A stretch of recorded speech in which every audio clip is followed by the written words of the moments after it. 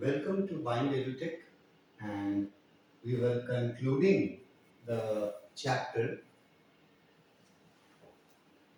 We Are Not Afraid to Die If We All Can Be Together, written by Gordon Cook and Alan East.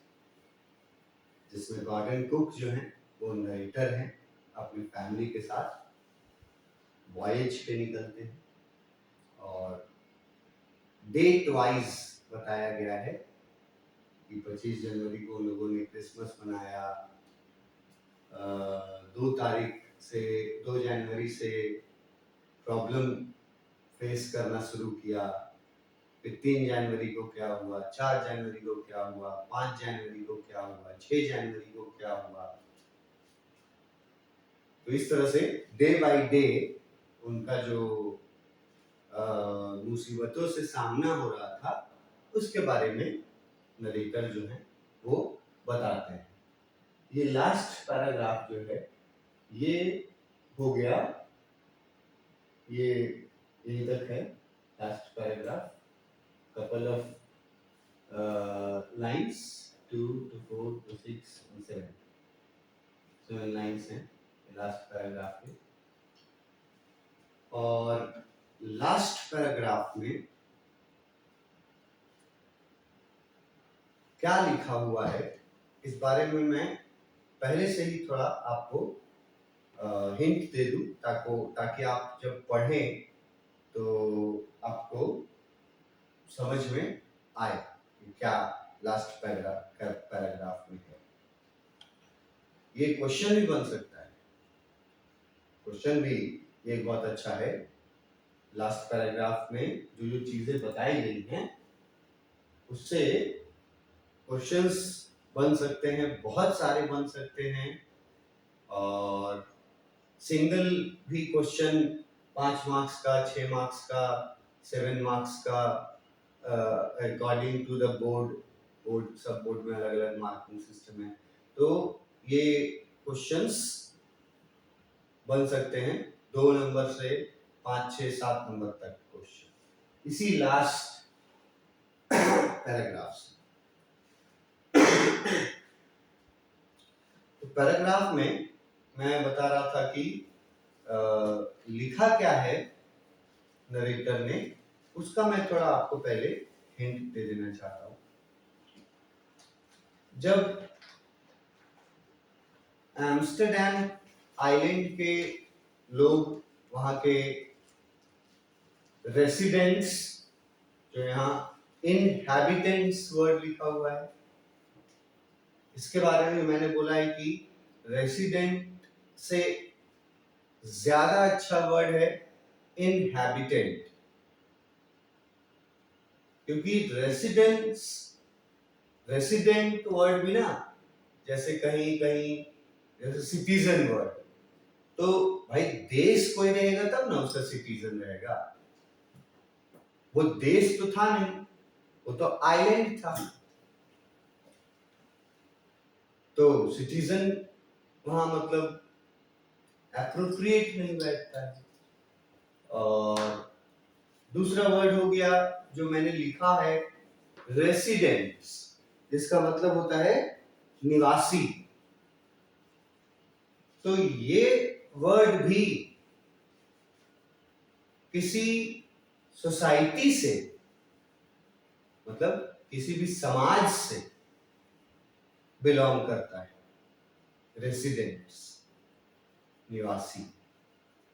और inhabitants word जो है ना, इसका मतलब ही होता है कि जो नॉर्मल लोग नहीं रहते, न तो सिटीजन है कहीं के, ठीक है, न तो वो कहीं के परमानेंट निवासी हैं, वो निवासी भी नहीं है कहीं के, वो ऐसे ही किसी वीरान जगह पर, जैसे ये आइलैंड है, अब आइलैंड सोच लो वीरान जगह पर ही है, अथाह समुद्र में एक छोटा सा आइलैंड। तो वैसे जगह पर रहने वाले लोगों के लिए इनहैबिटेंट्स वर्ड जो यहाँ यूज किया है वो इनहैबिटेंट्स ऑफ द आइलैंड। तो अगर कोई आंसर लिखना रहा और स्टूडेंट्स ने किसी ने यूज किया आंसर में रेसिडेंट वर्ड, किसी ने यूज किया सिटीजन वर्ड, ठीक है, तो उनसे या सबसे बेहतर वर्ड इनहैबिटेंट्स है, वहां के लोगों के, उस टापू पर रहने वाले लोगों के लिए बेस्ट वर्ड है इनहैबिटेंट्स। तो मतलब थोड़ा ये हो जाता है, इनहैबिटेंट्स का मतलब पता है, रिलेटेड हो जाता है ना, जंगल में रहने वाले लोग, शहर से और डेवलपमेंट से जो लोग का कोई लेना देना नहीं है, वो इतनी दूर रहते हैं। जैसे एक वर्ड यहां भी आया था इसी चैप्टर में, शायद मैंने एक वर्ड तुमको बताया है, इसका वो जो वर्ड था रिमोट, रिमोट एरिया।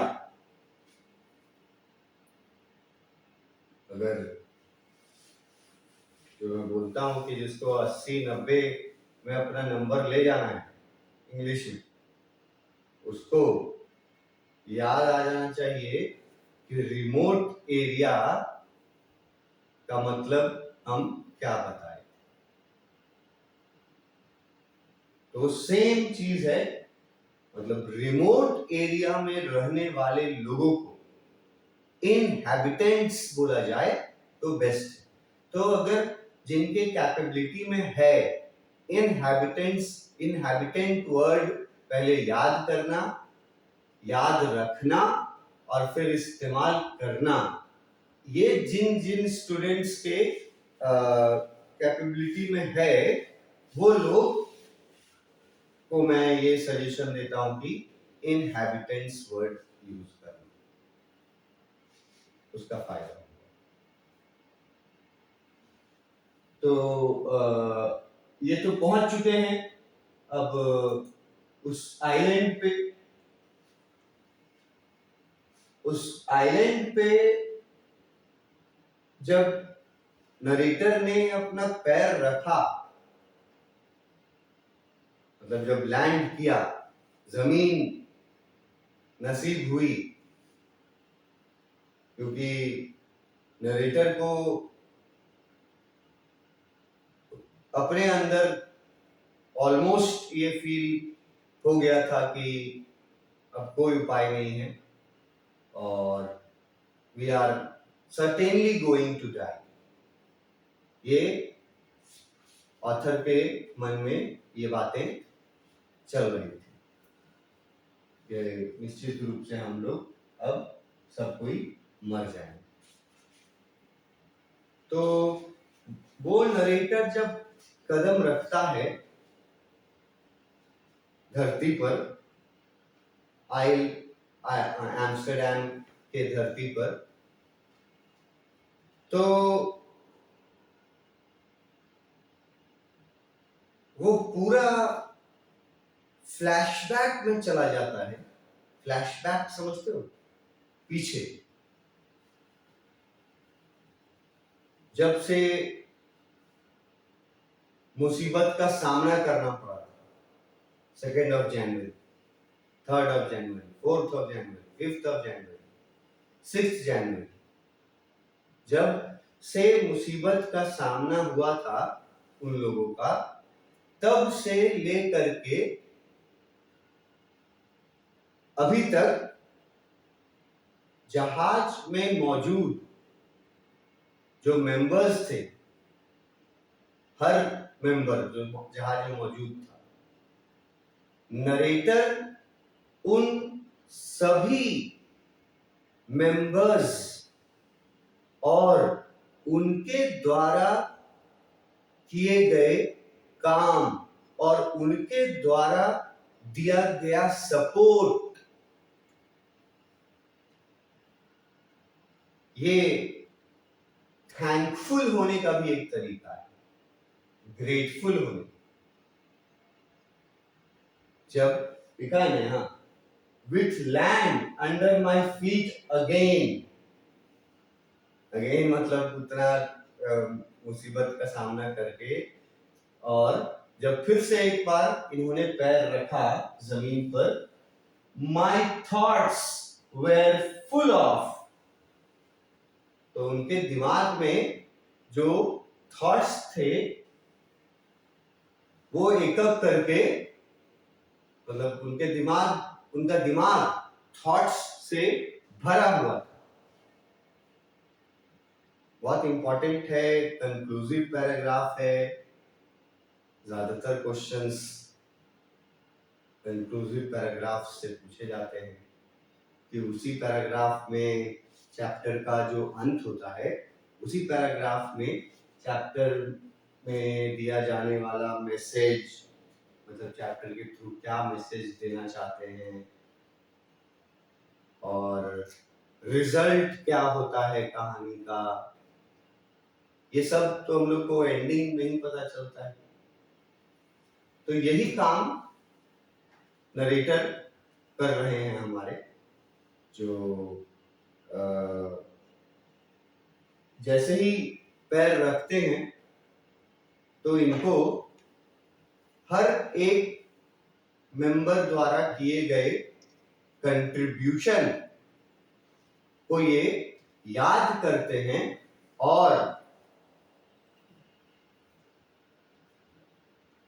कृतज्ञ होते हैं। मतलब कृतज्ञ वर्ड थोड़ा डिफिकल्ट हिंदी वर्ड, कृतज्ञ हिंदी मीडियम वाले लोग समझ जाएंगे, इंग्लिश थ्रू आउट इंग्लिश जो है उनके लिए हो गया वो कि उन्होंने, मतलब जितने लोग थे तो उनके प्रति अपना ग्रैटिट्यूड दिखाना, एक वर्ड यूज कर सकते हैं, ग्रैटिट्यूड, रिस्पेक्ट। तो हर एक मेंबर के बारे में और उस मेंबर के किस काम को याद करके और रिस्पेक्ट देते हैं, थैंकफुल रहते हैं उन मेंबर्स को, वो एक एक करके लिखा हुआ है इस पूरे पैराग्राफ में। वही बच जाने के बाद, जिंदा बच जाने के बाद वो हर उस इंसान का थैंकफुल है जो इंसान उस शिप पर मौजूद थे और जिन इंसानों ने बिना हार माने, बिना सरेंडर किए और मुसीबत का सामना, जिसको बोलते हैं डट करके करना, हिंदी में बोलते हैं ना डट कर मुसीबत का सामना करना, चाहे मुसीबत कितनी भी बड़ी क्यों ना हो। ये लोग जिस तरह की मुसीबत में फंसे थे ना, ये बड़ी क्या, उससे बड़ी मुसीबत कुछ हो ही नहीं सकती, क्योंकि पूरा बोट डैमेज हो गया और सिंक करने वाले थे, मतलब बोट डूबने वाला था। तो ऐसे समय पर किसने क्या साथ दिया, जो नरेटर के थॉट्स में आता है, इससे रिलेटेड बहुत तरह का क्वेश्चन पूछ सकता है घुमा फिरा करके, लेकिन आंसर यही 6-7 लाइन है, एक एक करके किसके प्रति, किस चीज के लिए थैंकफुल था। तो सबसे शुरू उसके दिमाग में कौन आए, लैरी एंड हर्बी। हर्बी लिखा हुआ है, herb word, herb sizzler word जो था। अब लैरी और हर्बी कौन है, लास्ट पैराग्राफ में अगर हमको ये बताना पड़ जाए कि लैरी और हर्बी कौन है सर, तो फिर ये मैं नहीं बता सकता और सिर्फ ये सजेस्ट कर सकता हूं कि पढ़ो चैप्टर का स्टार्टिंग से पढ़ो, है ना। वीडियोस अगर देखना चाहते हो तो लेक्चर नंबर 1 से देखो। लैरी और हर्ब कौन है ये तुमको पता चल जाएगा। अब ये बताना कि लैरी और हर्ब कौन है, ये अब जो है वो बिल्कुल भी किसी भी दृष्टि से सही नहीं। लास्ट पैराग्राफ में और कैरेक्टर्स के बारे में जानेंगे ही नहीं तो फिर पूरा कहानी पढ़ने का कोई मतलब नहीं। तो शुरू से तो सबसे पहले थॉट उनका आया लैरी और हर्ब के प्रति, यहाँ लिखा हुआ है। क्या थॉट आया उनके प्रति, ये भी याद रखना है कि उनके किस बात के लिए उन्होंने उनको याद किया और थैंकफुल थे वो उनके प्रति, किस चीज के लिए, ये देखो इस चीज के लिए। cheerful and optimistic under the direst stress। ये जो थे ना लैरी और हर्बी, इन लोगों की तारीफ में याद करता है नरेटर कि ये लोग सबसे मुश्किल समय में डायरेक्ट स्ट्रेस, ये स्ट्रेस वर्ड देख रहे हो, ये तो मतलब बोलचाल में यूज करते हैं हिंदी जैसा। स्ट्रेस मतलब थोड़ा अच्छा नहीं लग रहा है, थोड़ा मन अशांत है तो स्ट्रेस वर्ड यूज करते हैं, तो उसी के लिए है ये। और डायरेक्ट स्ट्रेस मतलब हो गया बिगेस्ट स्ट्रेस, थोड़ा बहुत छोटा मोटा नहीं, बहुत बड़ा स्ट्रेस, ठीक है, ये हो गया। और ऑप्टिमिस्टिक वर्ड है तो आसान, पता तो होना चाहिए आपको, पर नहीं पता तो मैं ऑप्टिमिस्टिक बता दूं।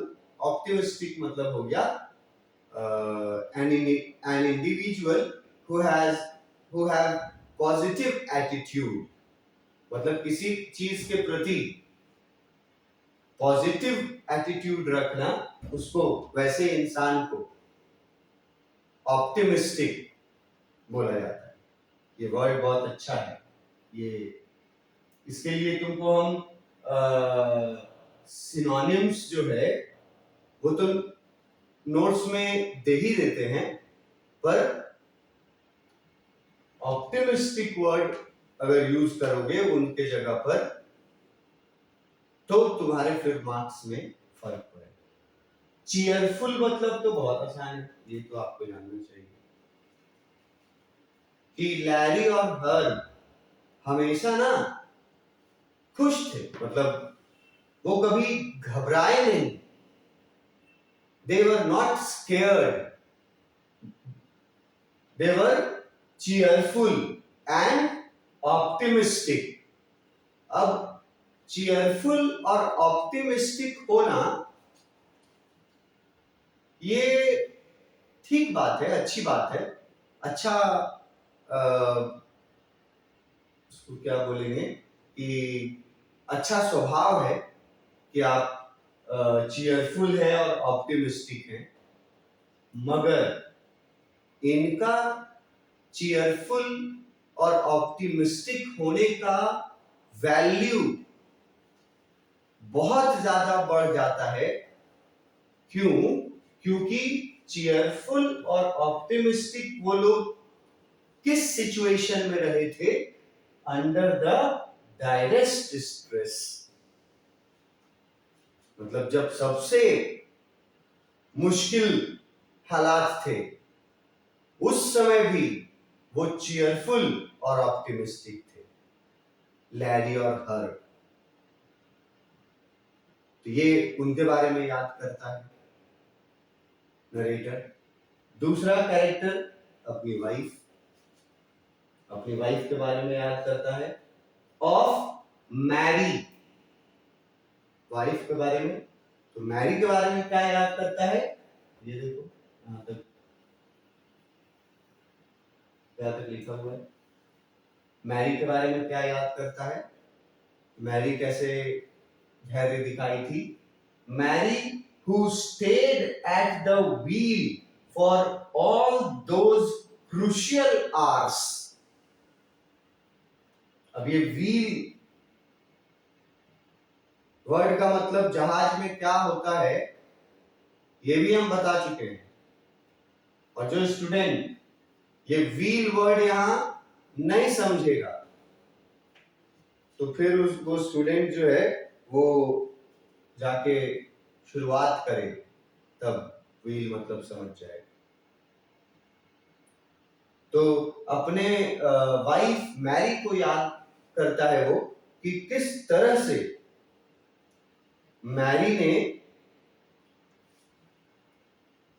क्रूशियल आवर्स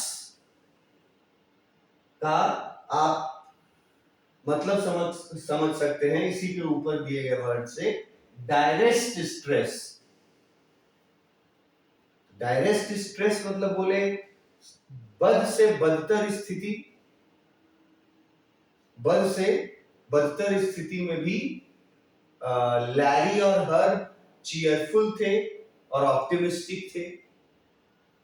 ये याद कर रहा था नरेटर। और उसके बाद अपनी वाइफ मैरी को याद करता है और उसके बारे में याद करता है कि कैसे क्रूशियल आवर्स में, अब क्रूशियल आवर्स के लिए आप इजी वर्ड रिप्लेसमेंट कर सकते हैं। सबसे इजी डिफिकल्ट टाइम, मुश्किल घड़ी। लेकिन डिफिकल्ट टाइम यूज कीजिएगा और क्रूशियल आवर्स वर्ड यूज कीजिएगा आंसर में तो फिर मार्किंग में फर्क हो जाएगा। क्रूशियल आवर्स, ठीक है। तो मैरी को याद कर रहा था क्योंकि डिफिकल्ट समय में, क्रूशियल आवर्स में मैरी ने क्या किया था, मैरी ने व्हील संभाला था। क्रूशियल आवर्स में व्हील संभाला था। अब व्हील का मतलब फिर से जो नहीं समझेगा उसको दिक्कत हो जाए कि क्या व्हील संभाला था। तो एक आखिरी बार बता देता हूं कि जहाज के स्टीयरिंग को, जिससे चलाते हैं, जहाज के स्टीयरिंग को व्हील बोला जाता है। मैंने पहले भी बताया है, पिक्स भी दिखाए हैं। तो मैरी के बारे में याद करता है कि मैरी ने स्टीयरिंग संभाला किस समय, इन डिफिकल्ट टाइम्स, क्रूशियल आवर्स। तो उसका कंट्रीब्यूशन वो था। उसके बाद फिर किसको याद करेंगे, लैरी और हर्ब को याद कर लिए, मैरी को याद कर लिए, और किस किस वजह से उनको, कौन सा कंट्रीब्यूशन की वजह से याद किए वो भी लिखा। उसके बाद लिखता है मोस्ट ऑफ ऑल। अब देखो क्वेश्चन बन सकता है ना, याद तो सबको कर रहे थे बट अगर पूछ दे मोस्ट ऑफ ऑल, उनको मोस्ट ऑफ ऑल उनको किसकी याद आ रही, किसके कंट्रीब्यूशन, किसके करेज का याद आ रहा, मोस्ट ऑफ ऑल। तो लिखा है कि most of all I thought of a 7-year-old girl. सबसे ज्यादा जो थॉट्स थे, सबसे ज्यादा थॉट्स पूछेगा तो ये लिखना कि सबसे ज्यादा थॉट्स उनके मन में किसके बारे में था, अ 7-year-old गर्ल। अब ये 7 साल की बच्ची कौन है ये हमको समझाना पड़े, बताना पड़े, तो फिर इसका मतलब है कि चैप्टर आप बिल्कुल नहीं पढ़ेंगे। इसके आगे हम लोग नेक्स्ट क्लास में इसको खत्म करेंगे। Thank you.